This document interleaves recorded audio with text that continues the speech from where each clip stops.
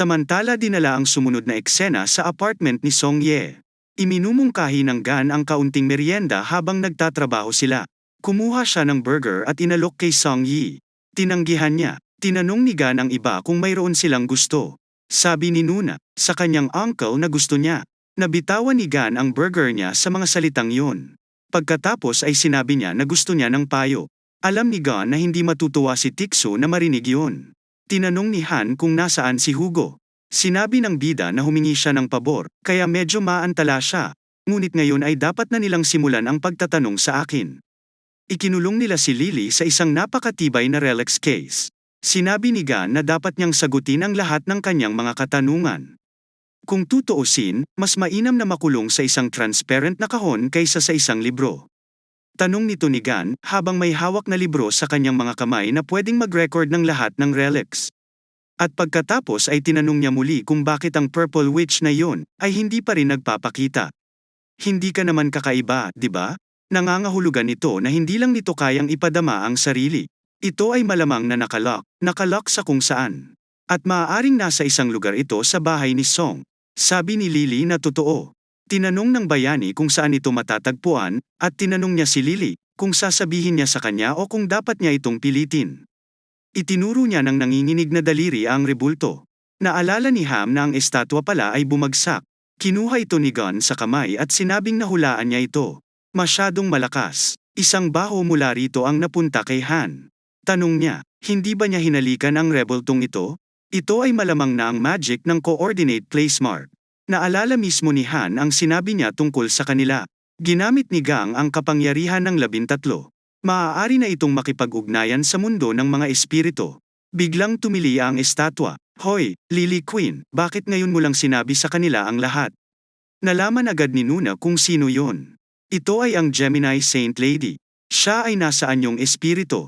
Nagalit siya at nagtaka kung bakit siya ang nahuli ng pinakamasamang lalaki sa mundo. At bakit naging ganito? Kung hindi lang sana nagkamali noong araw na iyon, at sinimulan niyang sabihin sa akin na noong araw na nawasak ang demonic tower, nasa kanyang palasyo siya nang bigla siyang nakaramdam ng lindol at enerhiya, kasama ang isang nakakatakot na aura. Na-realize ko agad na si Laigang pala yun. Ang katotohanan na siya ay bumalik ay nakalilito, ngunit sa lahat ng posibleng lugar, pumunta siya sa apartment ni Sun kung saan nakatira si Song Yi at kanyang mga kaibigan. Pero sa tingin niya ay maswerte siya dahil nasa poder niya ang lugar na ito. Nagpasya siyang tingnan kung ano ang ginagawa nila doon. Nang makitang pinapatay ni Gan ang lahat ng lamok gamit ang kanyang mga kamay, gusto niyang makita mismo at pinili ang kakayahang mag-teleport sa napiling sisidlan. Ang sisidlan ay isang estatwa ng isang anghel na hinalikan niya.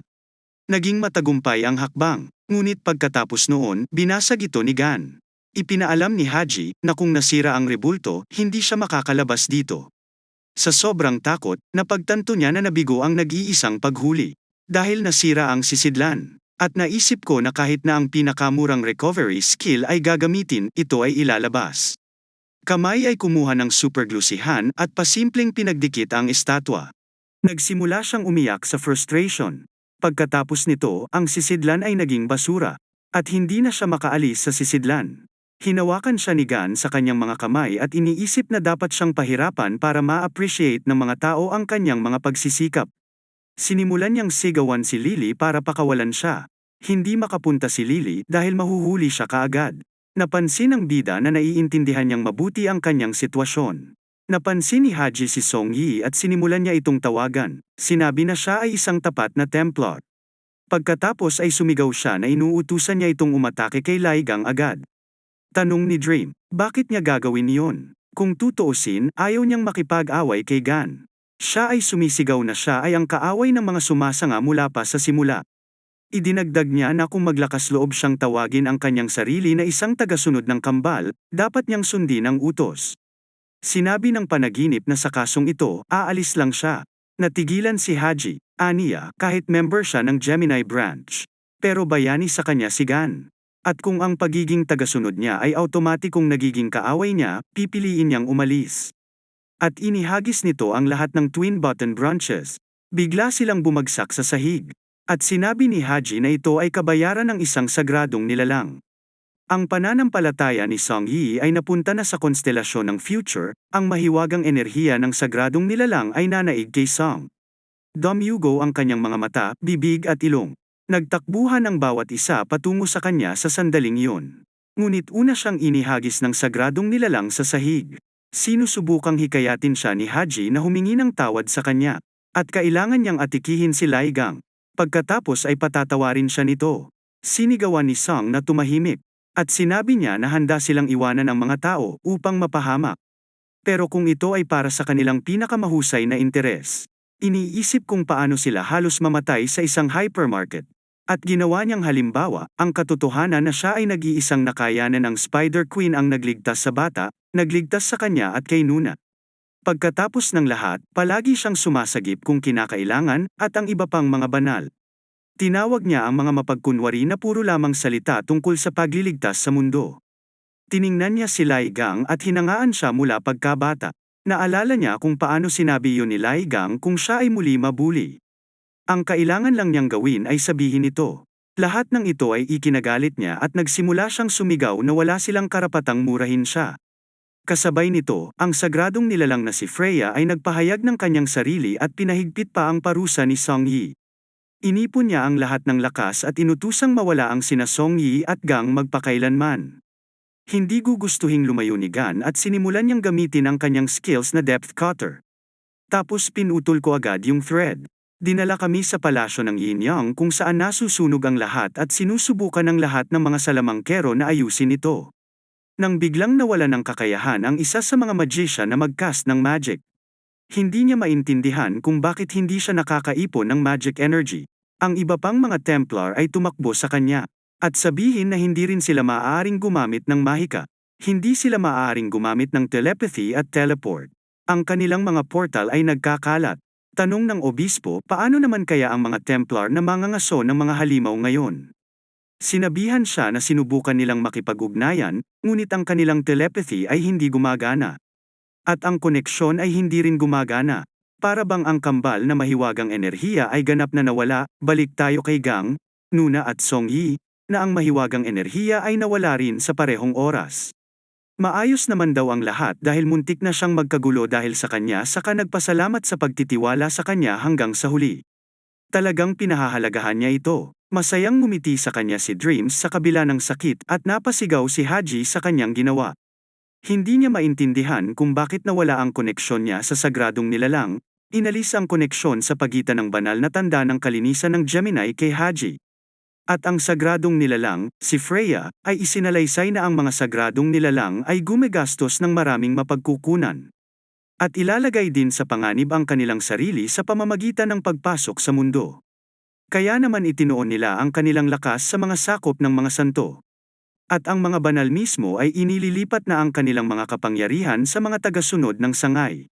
Ito ay ibinigay bilang isang halimbawa na ang sagradong nilalang ay isang makapangyarihang planta ng kuryente. Ang banal na tanda ay isang electric substation.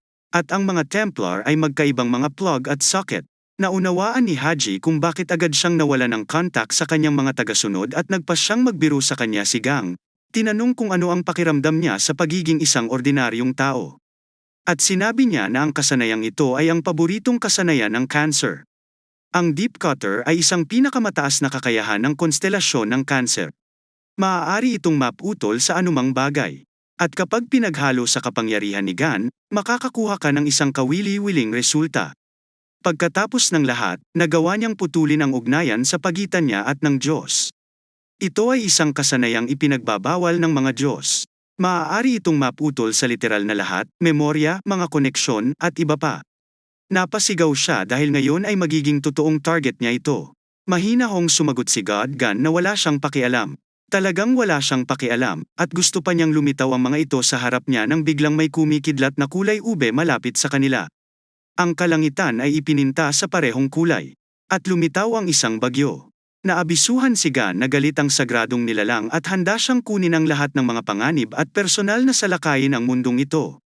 Nang makita nila ito, nabulag sila ng napakalakas na kidlat mula sa puyo ng tubig. Ang Diyosa mismo ay nagsimulang magpakita. Kasabay nito, napansin ng Gan na ito ay isang kamanghamanghang hitsura. Ang Diyosa ay 6 na beses ang laki ng kanyang sarili. Ang sagradong kakanyahan ng konstelasyong Gemini na si Rhea. Naabisuhan si Gan na may na-detect na mga nakatutuwang magic flow. Inipon niya ang lahat ng magic sa kanyang mga kamay at direktang hinampas siya. Sa oras na ito, gumagamit ang Gan ng isang item mula sa inventaryo. Lumipad ang kidlat patungo sa kanya, ngunit nagulat ang Diyosa. Pagkatapos ng lahat, nagawa ni Gan na tipunin ang lahat ng kanyang suntok sa isang fragment ng Cancer Core. Si Freya ay natama ng pagkakaroon ng isang fragment ng isa pang sagradong nilalang. Sinabi na nais niyang magkaroon siya ng kanyang galit sa langit. Iyon ang paborito niyang espada, na magagamit niya sa paghiwa sa anumang bagay, ngunit wala siyang ibang pagpipilian. Kaya ipinatawag niya ang pagawaan at ikinonekta ang core sa kambal na vortex ng tubig at kidlat, na sinasabi na kailangan niyang gamitin ang pinakamahusay na mayroon siya mula dito. Isang malaking buntong hininga ang lumitaw, na nagdudulot ng malaking pinsala, ngunit ito ay isang beses. Na-activate niya ang kanyang pinakamalakas na kasanayan at nataman ang Diyosa. Naabisuhan si Gang na siya ay nagdulot ng malaking pinsala sa sagradong nilalang. Ramdam niya ang paghihirap at kahihiyan. Ang bawat isa ay nagulat na nagawa niyang saktan siya, ngunit ang kanyang katapangan ay nasira at napagtanto niya na yun ang presyo ng improvising. Galit na galit ang sagradong nilalang, at nilalayo niyang tawagan ang lahat ng kanyang kapangyarihan sa mundong ito na nilikha niya ang daan ng mga portal kung saan 1 toneladang halimaw ang gumapang palabas. Biglang may lumipad na bowl ang apoy sa kanya, na nagsasabing oras na para huminto siya. Sina Hugo, Song, at Nuna na nagulat, at si Hugo mismo ang nagsabi sa kanya na huminto pa sa pagsalakay sa mundong ito, at ito ay maaaring ituring bilang isang paglabag sa mga patakaran. Pinilit ni Hugo at ng kanyang Diyos si Freya na umatras, na nagpapaalala sa kanya na ang mga sagradong nilalang ay ipinagbabawal na salakayin ang mundong ito sa kanilang tunay na anyo. Ang sagradong nilalang ng Gemini Constellation ay mukhang napaka-intimidate, at naniniwala na ang Sagittarius Constellation ay hindi kayang pigilan ito. Ang sagradong nilalang ay humagalpak ng tawa, nagtatanong kung ano ang isang hindi gaanong mahalagang konstelasyon. At Awei Ken 1 ay may magagawa sa kanya. Inamin ni Hugo na sa kanyang kasalukuyang kapangyarihan, hindi niya mapigilan si Freya, ngunit napapansin niya kung talagang iniisip nito. Sila lang naman ang may ayaw sa panghihimasok niya. Isinalaysay na hindi mabilang na mga entidad na nagbabantay sa mundong ito ang huminto sa konstelasyong Gemini. Lahat sila ay nagpapahayag ng kanilang sama ng loob, inaakusahan si Freya ng paglabag sa mga sagradong tuntunin. Ang Gemini Constellation Army ay pilit na napaatras. Ang Gemini Constellation Sacred Essence ay mukhang natakot. Biglang nagsimulang magbukas ang mga portal mula sa langit at nagliparan ang malalaking kadena mula sa kanila. Ang mga kadena na ito ay nabibilang sa mga sagrado na hindi nasisiyahan sa kung ano ang nangyayari pagkatapos ay activate ang mga selyo. Naiintindihan ni Freya na upang magpatuloy na mabuhay sa mundong ito, kailangan niyang mamuhunan ng malaking halaga ng pananampalataya, karanasan at mga katangian. Dahil sa bilis na ito, ang puot ng iba pang mga sagradong nilalang ay maaaring tumaas hanggang sa limitasyon. Medyo nabigla sina Songyi, Nuna at Haiji. Ngunit ang banal na tanda ng Sagittarius ay nagsasabing siya ay nakakaawa. Ang sagradong diwa ng Gemini Constellation ay agad na tinatakan ng 100 chain. Sabi ni Hugo, mukhang ayaw din ng ibang entity sa mga kalokohan mo. Handa ka bang kumuha ng mas malaking panganib? Ang mga salitang ito ay nagpagalit kay Freya kaya nagsimula siyang sumigaw sa galit. Napakalakas ng hiyawan kaya nabasag nito ang mga bintana sa kalapit na mga gusali. At ang mga bata sa malapit ay nabingi pa. Ang sagradong nilalang ng Gemini Constellation ay nagngangalit ang mga ngipin at ipinahayag na hinding-hindi nito malilimutan ang araw na ito. Pabirong nagpasya si Gan na magbiro sa kanya, na sinasabi na malamang na masama ang pakiramdam niya at iminungkahi na sa susunod isama mo ang isa sa mga matatanda. Ibinigay din niya sa kanya ang gitnang daliri. Si Freya ay literal na nag-aapoy sa galit at namimilipit na ang mga ugat sa kanyang mga mata. Naabisuhan si Gan na sa wakas ay natapakan na niya ang pagmamataas ng sagradong nilalang ay nakakuha ng mataas na reputasyon sa mga hindi mabilang na entity na nagbabantay sa mundong ito. At nakakuha ng malaking halaga ng banal na paghahari ng karanasang ito. Nag-level up din siya, at ngayon ay level 9 na. At kapag naabot niya ang 10th level, kailangan niyang pumasa sa isang espesyal na pagsubok. Nakahinga ng maluwag ang sagradong kakanyahan ng Sagittarius, at ay nalalayan siya ni Hugo ng thumbs up. Nakuha din ng GAN ang lokasyon, kaya isang espesyal na paghahanap batay dito ang na-activate. Ang quest ay ang paggising ng Off-U2's triple rank. Sina Song at Nuna ay nakaupo sa gulat, ngunit si Han ay nawalan ng malay at niyakap ni Gang si Hugo at sinabing mahusay siya.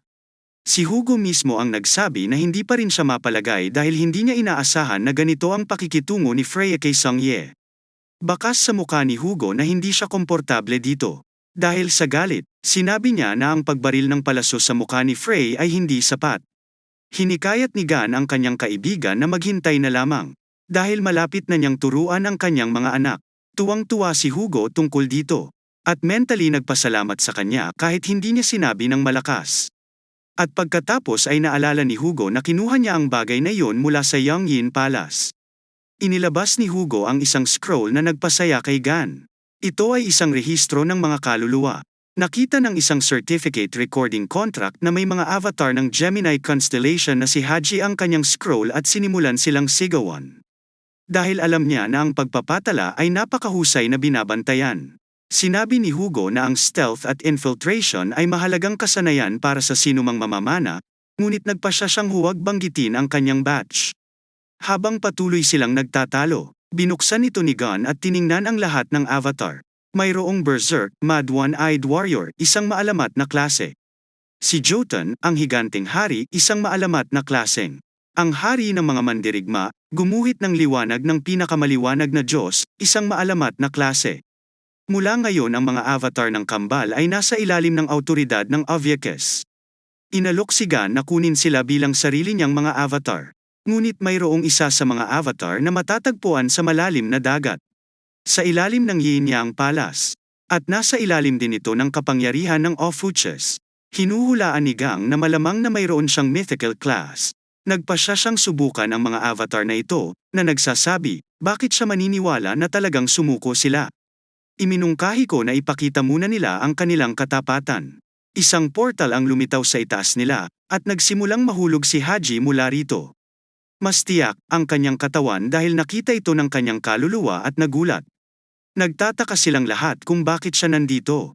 At ang kaluluwa mismo ni Haji ay nasa lubos na katakutan. Ang mga avatar ng konstelasyon ng Gemini ay nagpapakita ng katawan ng isang santo.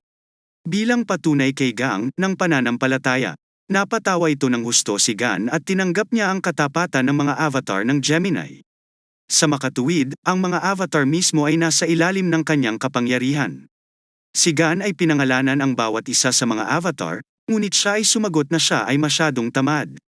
Kaya nagpasya siyang tawagan silang lalaki. Number 1, man number 2, at man number 3, sumisigaw si Haji na bangungot ang lahat. Hinawakan siya ni Gon sa leeg at sinabing, "Hi, tinalikuran ka na ng bawat isa, maging ang kaawa-awa mong Diyos. Pinapayuhan kitang sagutin ang aking tanong ng matapat. Ikaw ba ang sumaksak sa akin sa Demon Tower?"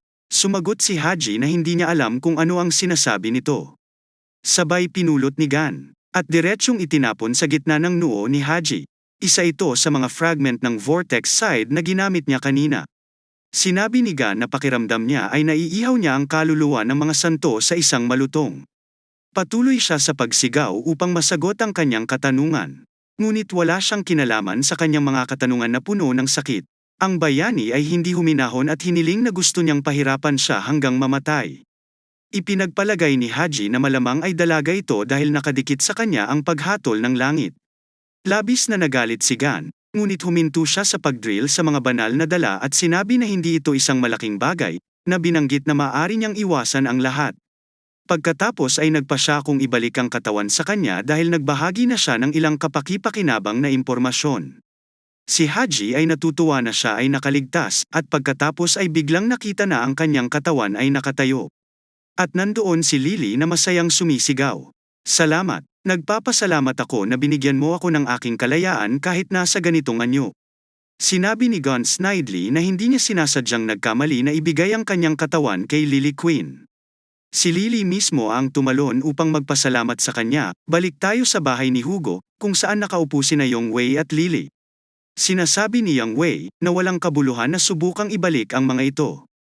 Kung saan sagot ni Lily si Yang Wei na baboy. Ano ang ibig sabihin ng iyong walang kabuluhang mga ideya? Kung gaano karaming mga trick at mailang magic array ang napapansin sa isang sulyap lang. Gumawa siya ng isang espiritual na kontrata na mula ngayon, pag-aari na ni Lai Gang, ang lahat ng pag-aari ni Yang Wei. Tanong ni Lily, bakit ipahiram kay Lai Gang sa kanya ang nag-iisang soul registry? Dahil kumpiyansa siyang ma-upgrade niya ang lahat ng kontratang ito sa klase ng SS. Pumayag naman si Gan. Biglang narinig ni Gan ang isang masamang sigaw mula sa kahon na naglalaman ng lahat ng mga figurin. Mayroon ding estatwa na may Haji Soul na sumisigaw na palayain sa wakas. Na-notify si Gan na may available na bagong kontrata sa kanya, Serpentine. At na ang mga bagong avatar ay dinadakila siya sa kanilang mga talumpati. Narinig ni Gan at Hugo ang kanilang sinasabi. Sa wakas naging avatar na tayo ni Mr. Lai Gang. Isang malaking karangalan ang maging avatar ni Mr. Lai Gang. Nakatingin sa direksyon namin si Mr. Lai Gang. Nakatingin lang sa kanya ay naikinasasabik niya. Ang mga salitang ito, syempre, ay medyo nalilito si Gan ng bahagya. At pagkatapos ay napansin ni Hugo na ito ang unang pagkakataon na makakita siya ng ganito dahil ang mga avatar ay kadalasang ipinagmamalaki. Kinumpirma ng Gan ang mga salitang ito. Sinimulan ng mga avatar na ituro si Hugo at sinisigawan siya na huwag manghimasok dahil isa lang siyang lingkod ng tao. Sinira nito si Hugo at sinabi nga ni Gan kay Tak na medyo nagkagulo sila. At hindi lang siya lingkod ng tao. Ngunit ito, si Hugo ay dinurog ng mas malala. Ang mga Diyos ay nagsimulang tapusin siya at tumawa sa katotohanan na siya ay makatarungan. At paanong ang isang tulad niya ay maglalakas loob na ibuka ang kanyang bibig? Kasabay nito, sinabi ni Gan na sapat na ang tungkol kay Hugo at hiniling sa kanila na sabihin ang tungkol sa kanilang sarili kung bakit sila nagpasya na lumipat mula sa kambal patungo sa isang hinaharap. Sumagot silang lahat na hindi na nila matiis ang init ng ulo niya, at namangha din sila kung paano natapos ni Gan ang sagradong diwa. Dagdag pa nila, hindi lang sila, kundi lahat ng avatar, kasama na ang kanilang commander, ang gustong magsilbi sa Gan, pero nakakulong daw ang kanilang commander sa ilalim ng dagat kaya hindi ito makakasama. Isinalaysay na sa sandaling ito ay nabawi na ng mga enticer ang kalahati ng buong planeta mula sa sangkatauhan. At sa unang tingin, tila halos pareho ang kapangyarihan ng dalawang panig. Ngunit sa katotohanan, hindi man lang nabawi ng mga tao ang mga nawalang teritoryo. Naisip ni Gan na dahil ang avatar ay nakulong sa ilalim ng dagat malapit sa Yinyang Palace, ito ay tiyak na karagatang Pasipiko. At ito ay matatagpuan malapit lamang sa teritoryo ng mga enticer. Parang gustong pumunta doon ni Gang.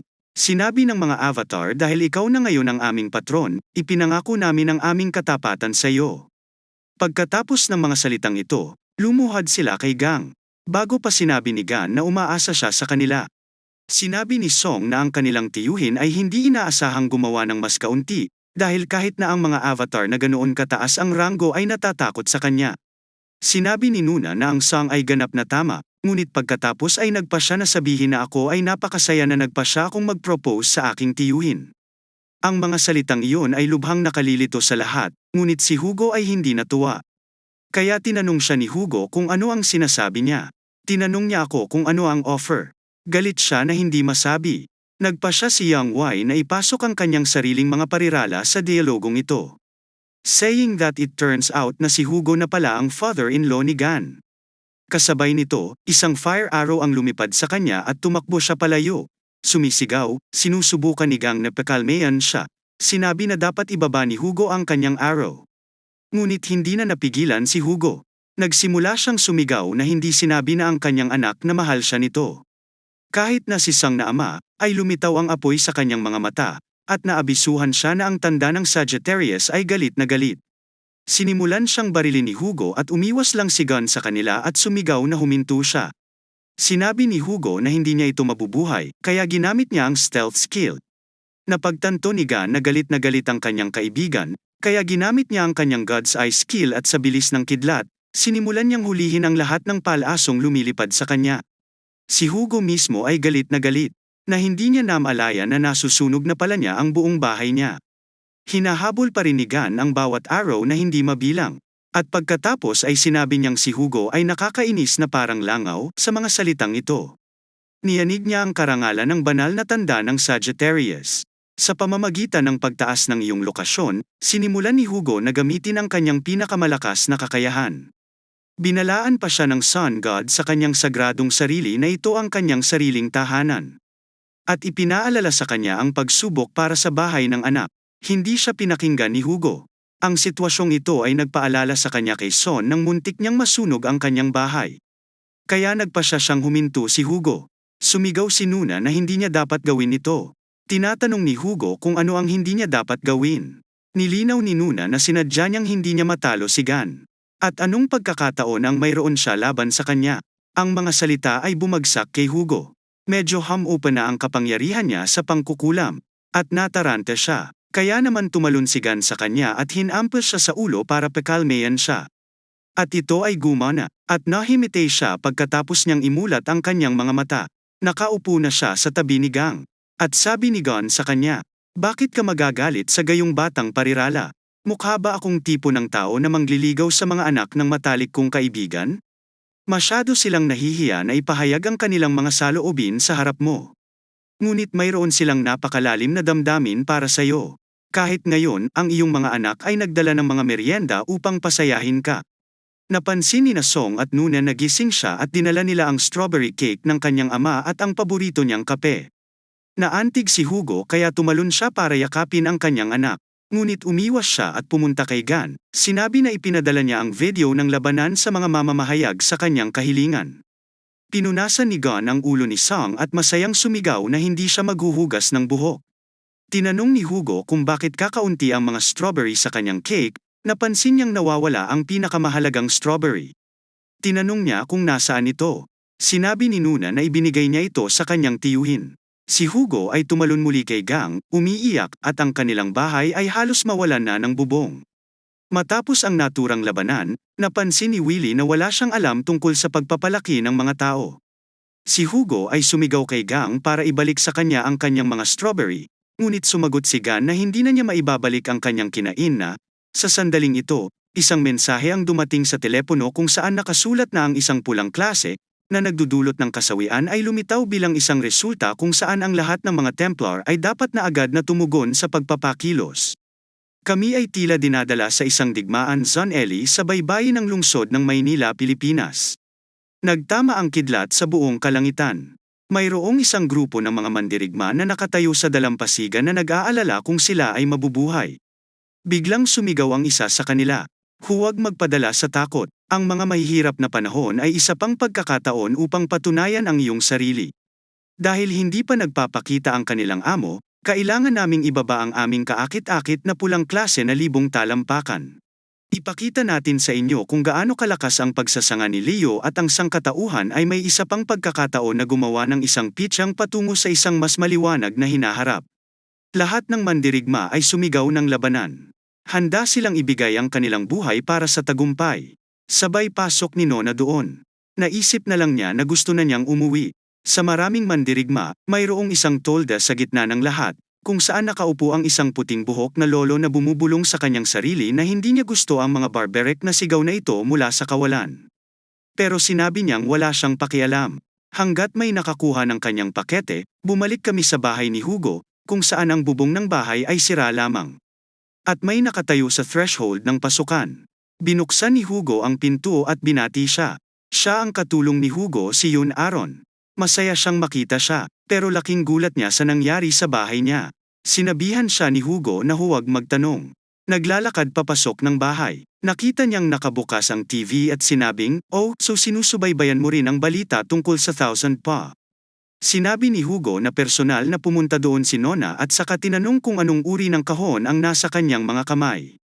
Sagot niya, hindi yun ang kahon sa pasukan ng kanilang bahay, a cry of where's Lai Gang. Natakot sina Aaron at Hugo. Bumalik ulit kami. Ngayon siya ay lumilikha ng ilang mga item, ngunit siya ay hindi masyadong mahusay sa ito. Kaya lahat ng mga materyales ay nawasak dahil sa isang mababang ranggo na tool. Hindi masaya si Gon dahil hindi ito ang unang pagkakataon na nangyari ito. Nakatanggap siya ng notification na para makagawa ng mas cool na item, kailangan niya ng tool na may mataas na kalidad. Napagtanto ni Gon na ito ang limitasyon ng kanyang crafting hammer.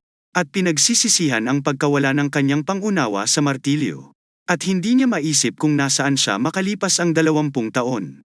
Pagkatapos ng lahat, mahirap gumawa ng mga relics na mas malaki kaysa sa karaniwang slime. Ngunit bago ang labanan sa Maiden, kailangan niyang maghanda ng mabuti. Naabisuhan sila na isang tagasunod ng isa pang konstelasyon ang pumasok sa kanilang nasasakupan. Nakabalik na kami kina Hugo, Aaron at ang box. Pagbukas nila ng box, nakita nila na may statue ng Capricorn na bumabati kay Hugo.